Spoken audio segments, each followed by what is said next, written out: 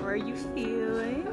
You know what? I keep having to like remind myself that this is really happening. That this is real. So I keep trying to like snap myself into my senses because this is the coolest thing ever.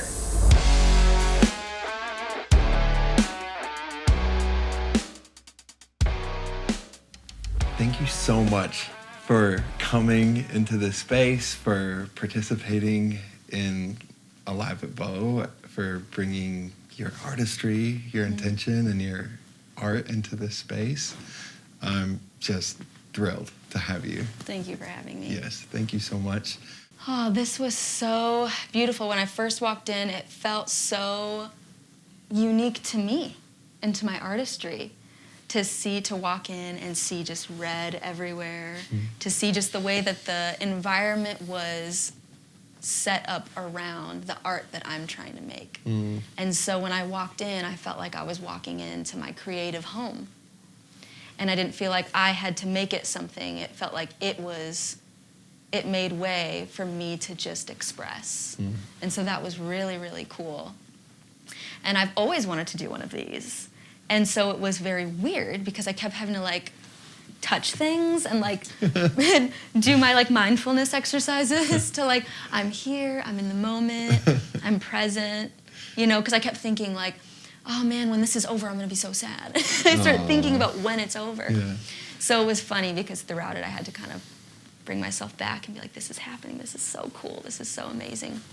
So it was just great, and the whole team here, just to be surrounded by such a supportive community that says, we're here for you. Like, what do you need? Because you come into a performance of any kind, not just this or anything, and there's a level of anxiety. You're nervous, like performance anxiety, and I always get it. Yeah. I'm like, this is like my most comfortable space is VEUX, but even coming in here, I was like a little nervous. Yeah. So just to have a community of people that are running this whole thing that look you in the eyes and say, we're here for you. Like, we just want to see you create. And so it was really fun, really beautiful experience. I think straight away we should talk about red. What, this? It's everywhere. Unmissable. Let's talk about it. So red is sort of this embodiment of a world that we're working on building. And this world and this sort of persona, it embodies passion. And that can mean so many things. That can be lust, love, it can be anger, rage, all the ways that we show up as passion, or in these different ways. I'm a huge believer that when we are sitting in a place of anger, we show up much differently than when we're sitting in a place of maybe joy or peace. And so for me, this journey of red is like, it's almost like it's me trying to kind of learn how to love those parts of myself, understand those parts of myself through the medium of this music. And so yeah, it's a persona that I'm kind of building around who am I in an extreme version. Who am I when I'm totally dissolved in that feeling? Yeah. Well, on the who am I thing, tell us who you are. Tell us about where your art brings you right now, and maybe give some context for maybe what are you building right now? What do you want to say? Yeah. So I'm YZMN, and I've been working in the kind of dark cinematic pop realm. And when I say that, people are like, what does that mean? And for me, I like to think of it like when you watch film. If you watch a scene in a movie, if you're watching, let's say, like a horror film, and the music is so important.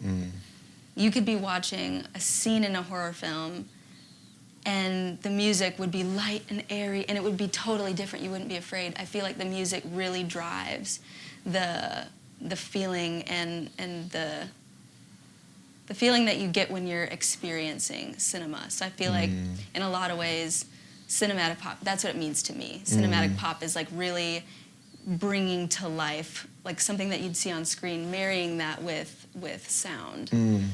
So it sounds like you're a very visual artist. Yes, yeah. That's on your mind at all times. Yes. Making the record, performing, Yeah. making videos. Yeah, and there's so much to it. I think that's why being an artist is so fun, because it's not just writing songs and making music. You Yeah. get to build these worlds and express them through so many different forms of art. The photo shoots, not only the Yeah. music and the production, but the photo shoots, the video, and all to communicate that feeling. Yeah. And Well, it's tell me, let's dive into that for a second, because it sounds like there's collaborators all along the way on Yes. that. When you're talking about photo shoots and the stylings and Yeah. the videos and all of that. Yeah. Tell me a little bit about that. Yeah, there's like so many people that have everything to do with why I'm here and why I look this way and why I look this cool. Yeah. It's not me at all. I love this because I love collaborating with people that are experts in their fields, you know, because I just get to show up as, hey, this is the feeling that I want to communicate. And I get to express that. And I love to just let these creatives take that through the lens of their own experience of, let's just say, passion, right? Like, Yeah. I can express in my own way what that feels like to me. Yeah. I want it to be as tangible and as Yeah. electric as possible. Yeah. They can take that, and through their own lens of what passion means for them, I just love to Yeah. let them run with it. So it's like they're like broadening Yeah. the lens that you're viewing all of this with. Exactly. That's so- And I think because if I were to try to direct the ship from all angles, I think it would be limited. You know, I think that if we're using the feeling of anger, for example, my experience of anger is limited by my own experiences. You know, the feeling inside the body is very much the same, but the experience that drove you there is different. So I think that it makes it so much more reachable. It's just open-handed, you know, and I want you to bring your experience of what that is to you when Yeah. you're styling me, you know, and Wow. it makes it so much more well-rounded. And so I work with a lot of great people. Anna Frost, she is the one who styles me for all my photo shoots Yeah. and videos. Yeah. She's just an incredible genius. Yes. And again, I give a vibe as far as, this is what I want this outfit to feel. So like even this, I want to feel just bold and like put together. Like I'm in control. This character is very much in control. So it's really, really been so much fun collaborating with her. Yeah. And then for photography, I work with Elizabeth Pruitt, Yes. who's absolutely incredible. And again, it just feels like a partnership and a flow. You know, I'm gonna bring the feeling, this is what this feeling has done for me, this is what it means to me, this is what it feels like in my body. How can we partner and express this Yeah. in the most tangible way possible? So, yeah. You she's said been something incredible. earlier about how the experiences that drive us there may be different, but the core Yes. feeling Yeah. is very much the same for many people. Have people started tapping into that and sharing with you at all Yes. their own experiences with this? Yeah. That's been a huge, humbling experience for me, because I think oftentimes when you're making stuff, you can it's really easy to just get in your head and be lost in your own world of what that means and what it looks like. And what I love about, there's this really like beautiful release that happens when you just like make something and then you just let it go. It's like it's a true letting go, because it's not mine anymore. This song, it's not defined by my experience of it. Yeah. It's like whatever you make of it. So I've had some really powerful conversations with people. Like it's really amazing. I had a couple of people actually in the last few weeks, my song Tiny Soul specifically, where that one is super vulnerable for me. Yeah. My experience of it is through the lens of self-harm and my experience of that. But there's so many different interpretations, and really, once again, it's my experience that drove the writing of that is self-harm, but the feeling is loneliness, despair, you know, sadness. Yeah. And there's so many different experiences that would take somebody there. Yeah. And so getting to hear people just reach out and say, like, this got me through this just made me feel like I wasn't alone. It gave words to something that I haven't been able to articulate. Somebody really beautiful reached out to me the other day about this and literally said, and this was on a day that I was feeling kind of self-conscious, insecure. I was having imposter syndrome. I was feeling like, you know, is this really worth it? Am I doing enough? Am I good enough? And she reaches out and says that, you know, this song actually helped her stop self-harming. Listening to the song, she listens to it when she feels like she's going to self-harm, and it makes her not want to because she feels like it's like the song itself has built a community around her. And if that's not a win, wow, like that's like literally all it's about. Yeah, it's like all it's about. Wow. Yeah. That, I mean, music's ability to go straight to people, Yeah. right to their heart, right to their mind, and touch them in that way it's like having superpowers. Yeah, it's just crazy. Amazing. It's so cool. It's so beautiful to hear. So maybe let's talk about a little bit of the context that you find yourself in too, just musically today.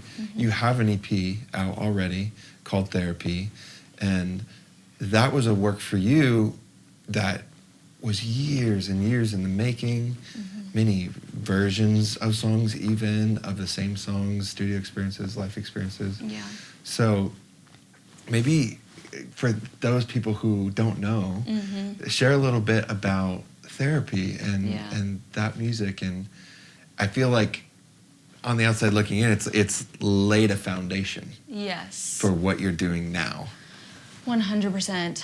I feel like I've learned a lot about myself through this experience, because Therapy is a collection of songs that I wrote. I mean, it was about a time in my life that's over 10 years ago. And what's funny about like digging up the skeletons in the closet and going to the past, once you start really thinking about things you've gone through, you realize I've not dealt with this, like actually dealt with it. Dealt with it in a way that says it's okay that that happened to you. You're not broken because of it, and you are stronger because of it. But it was interesting for me to be able to make that music because it really forced me to recognize in what ways those experiences have manifested in my life today, and maybe who I am today and things that I might struggle with today. So I wrote those songs really as like, they were written a cappella. I didn't have, like, I didn't write them to, like, a guitar or piano, like, anything. Yeah.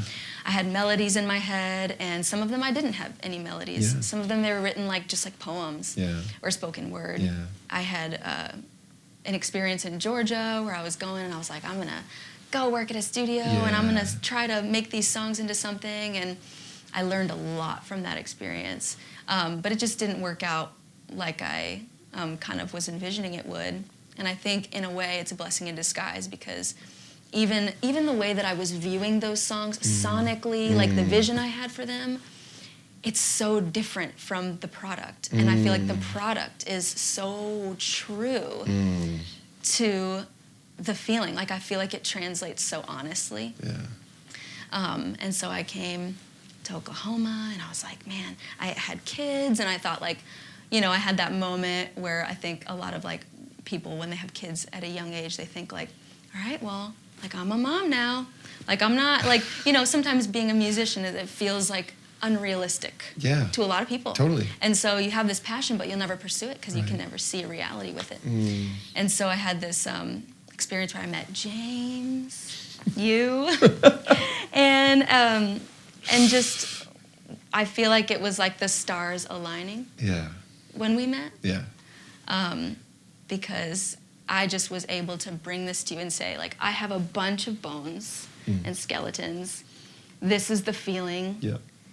Let's make it from nothing, like from scratch. And so, like, you and I got in here, and that was the most, like, cathartic experience I've ever had in my life, because you were able to almost play therapist in a way. And to be able to kind of sit there stoically while I fell apart on this couch so many times, just explaining to you once again, it kind of goes along with what I said about working with my collaborators, like with production. I'm like, I don't want to tell you, you know, do this, do this, do this. you have such a beautiful gift, and I just want to share with you. This is what that felt like. So I felt like you created such a space for me to share, like, this is what this feels like to me, and this is how it felt in my body, and then that you just turn to the piano, or you would turn to something, and you would transmute that sonically, and it was like such an amazing exchange. Wow. Yeah. I totally agree. I think the music that you were making before it was a production, before it was a song that people could hear, the music at its core, the soul of the song, it wanted to be something, which meant it was strong and it had life. And it almost, sometimes as songwriters, we kind of feel like a song has a will. Yeah. And they had a strong will. And I think the sounds that ended up forming around them kind of were always the way those songs sounded. Yeah. They were just helping us know what they wanted to be. Do you relate to that at all in that process? And it's funny because I can recall years ago, years, maybe even before you and I even started working together. Yeah. This is where I believe that the power of just like will and belief and just holding that intention. I had these songs in this notebook, no music, no nothing, no idea how if I would ever get them recorded or if they would ever, but I just had this knowing, and I would sit and I would just have this notebook and I would pace back and forth in my tiny little apartment. I'm a criminal. And I would just imagine performing it on a stage, and I would imagine, and sometimes it makes me want to cry when I think about it, because I'm like, oh, just keep going, because I see the fruit. Where now these songs are like out there, and I'm like, man, there was a time where like I didn't even know if this was possible, but I just held, again, like using the feeling of the songs and what they did for me therapeutically as an anchor, and like holding on to that always. The fruit has kind of delivered itself. So, yeah. And to now be the woman on stage, living out that girl's dream, so weird. Playing these songs and performing them, like how special. There have been now a couple pieces, the kind of standalone pieces really, that have come since. There's the Acoustic Reflections, kind of almost reimagining of the core EP, and then Dear Algorithm, which I'm really excited to talk about, which just feels so like important. The message of it feels so important. But maybe just for a second, like, talk about a little bit of your diversity as an artist, because that's something that is exciting to me about you and your your artistry, is your ability to kind of move in and out of these very different, but both equally authentic spaces. And how do you navigate that? How do you do that? I've always found it really fun, because I feel like every type of track, if you want to say like acoustic or the full out pop, like it serves a purpose. And I feel like oftentimes they serve different purposes, but they're both really, really valuable. So there's a theme that this wasn't planned, but it's kind of just in processing what this all means to me and all of that. I'm finding this theme of this mask, the mask wearing. And it has not only shown up in throughout my music, but it's something that I've realized is a part of my life, And so I think like the full blown out pop tracks, there's so many different elements, and everything is so intentional. If only people could see the process of that coming from nothing to full production. Every little sound is intentional. And sometimes, that's how my mind feels. When I'm wearing this mask, sometimes my mind feels noisy, and so we would use that feeling to communicate that sonically. But then you have the acoustic versions that come of that, and I feel like that is me saying, I'm taking off the mask, and now here's just the feeling underneath the lyrics. Because oftentimes I'm saying things lyrically, but there's a feeling that's completely different underneath, Wow.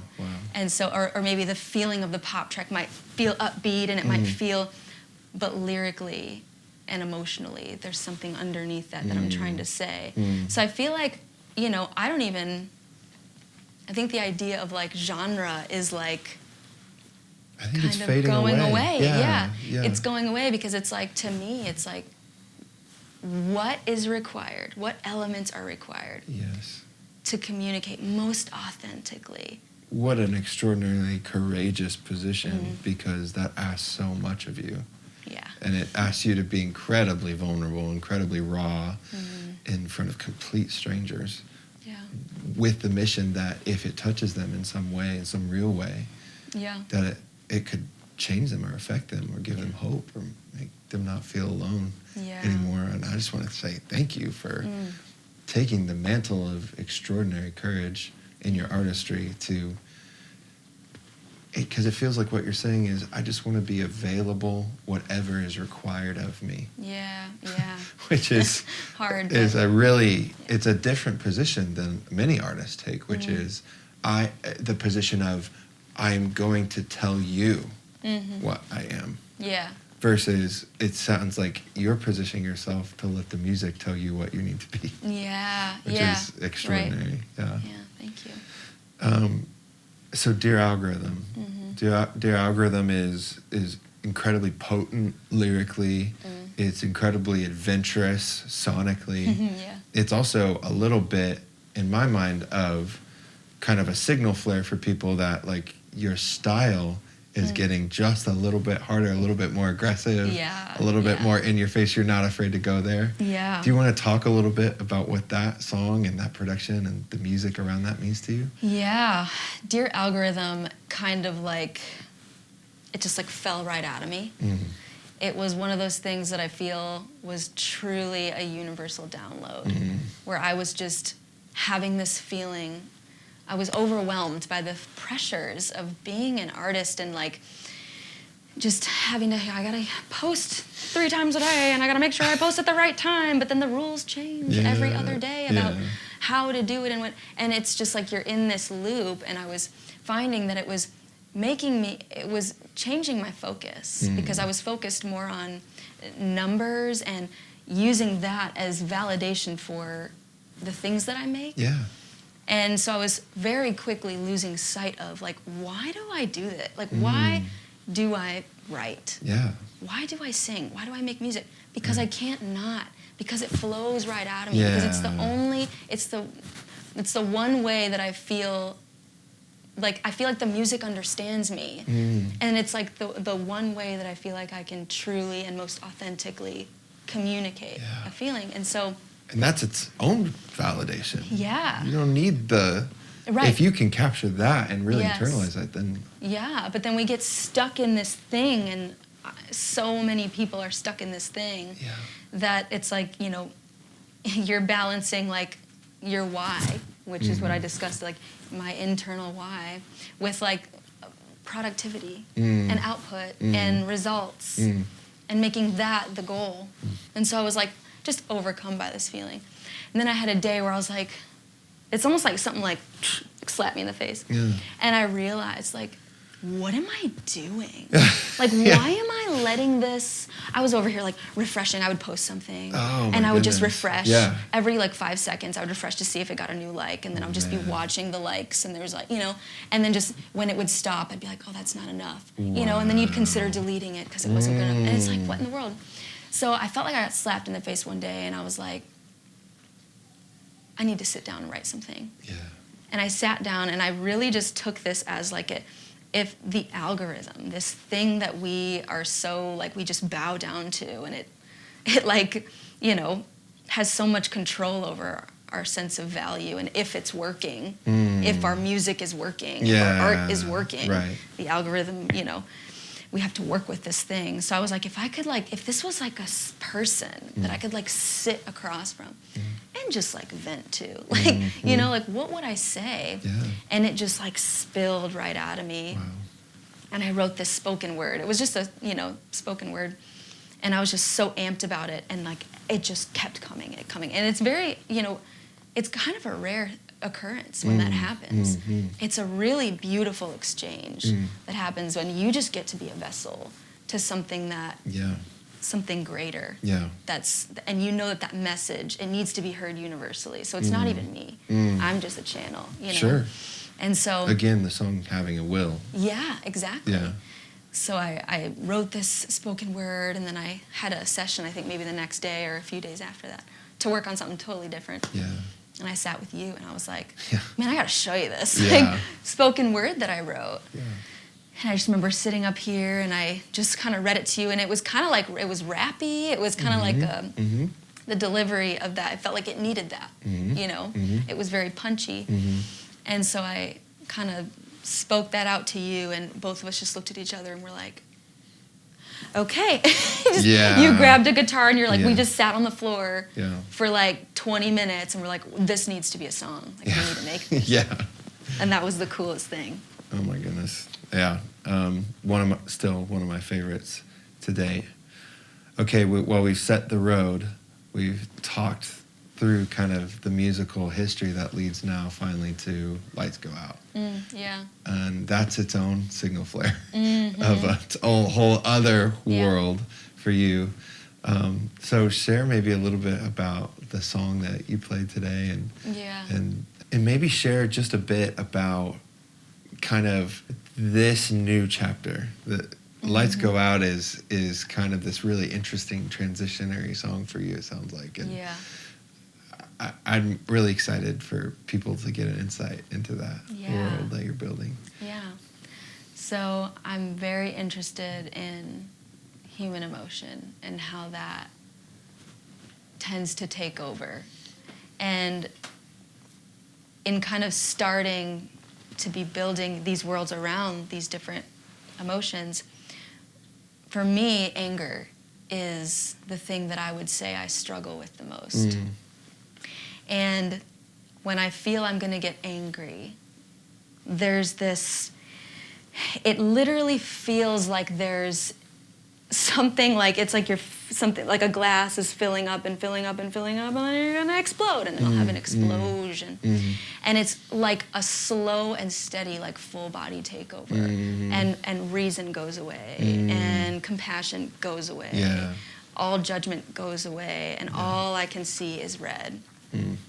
And so this song, Lights Go Out, it's sung from the perspective of, I like to think of like people as like, you are like the host, right? Think about like when someone gets a disease, right? Like it tries to attack the host, right? So I like to think of it that way. Like we are our true nature, who we really are, we are the host. And these different emotions, they seek to take over the host. And that analogy there, I felt like it perfectly described how it feels to me when I feel like I'm being taken over by rage.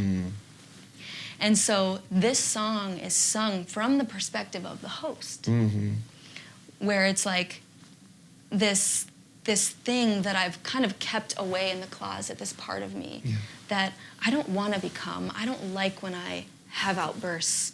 I don't like the way I see the world when I feel angry. I don't like how short-fused I can get, and might snap at my kids, or I might, I don't want to be that person. And so oftentimes I'll try to tuck it away in a closet somewhere and show up as this, as myself. But the feeling of helplessness that happens when you do feel that coming on, it's almost like there's nothing I can do. It's stronger than me, is what it can feel like sometimes. So this song is an expression of that, like, real-time fear of what happens when you know, because you know yourself and you know when you're getting to your limit, what that feels like when you know this thing is taking over, and your efforts to try time and time again to tuck it away and tuck it away, and the frustration and the fact that it just seems to keep coming back. It just still has power, and that's kind of the perspective that this song is attempting to take. Totally. I remember being really intentional together to try and make these musical outbursts feel that way. That it was this tension building and this really like clear moment of like, bam, this is taken fully over. And how that keeps happening throughout the song. And then finally, I feel like by the end of that second chorus, she is like Yeah. fully in control. And Yeah. this person, the host person, is Yeah. begging, Yes. can anybody see me, Yes. anybody hear me, anybody save me, you know? Yeah, that is so powerful. The intro of that song is so cool because it's like sonically, it's kind of dun, dun, dun, dun, it's kind of peaceful. Yeah. And that's how it feels sometimes. And then it's like, it comes out of nowhere Right, sometimes. right. That feeling of anger and rage, it hits you out of nowhere. Right. I felt like that expressed that really beautifully. And then the end there, where, like you said, the can anybody hear me, that might be the most beautiful part of the song to me. Can anybody hear me? Anybody save me? Anybody set me free? And it's just tell them that I'm sorry. Tell them that she's not me. At least not who I want to be. Right. And it's this plead, this thing like, I have no control over this thing that happens to me. I'm going to show up as somebody that's not me, it's her. You know, it's almost like a kind of a multiple personality type thing where you think, if you think of it that way. At least the way it feels. That's the way it feels sometimes, you know? Yeah. Is there anything that you would focus people's attention to, anything you would hope them to get out of that song in particular? Yeah. Or maybe out of this character? You were saying earlier you're learning from her. Yeah, I am. What can they learn from Red? Yeah. That, you know, I think even in the performance that we did, when I sing that song, I can feel the tension between the two halves and the two versions. Yeah. And there's this thing, you know, hands around my throat will be here when lights go out. My light is going to go out. And it's like this fear of that. And there's this fight, it feels like, inside between the two versions. Yeah. And the very first thing that I just hope that people get from this is always like, I want to like give you language to articulate something that happens to you too. Yeah. Because I'm going to bet that I'm not the only one that like has this challenge. 100%. So that, if nothing else, that's my number one thing is like, I hope this gives you language that when you listen, you feel like, oh, that's exactly how I feel when I have an explosion or where I feel it coming on and I feel that tension. And I don't want to be that person and I'm trying and it's hard. Yeah. Because I have this perfectionist thing and I'm learning that about Red. Where this version of me, it wants to be perfect. It wants to be polished and in control and put together. And she doesn't want anybody to see that she struggles or suffers. You know, and that's like the first mask, you know, and I feel like there's so many people that walk around with these expectations of themselves. And there's that Red inside of them that tells them, I need to be perfect and polished, you know. And so I would encourage when people listen to this to just listen to it with open hands and try to see yourself in it. That's all I ever want to do.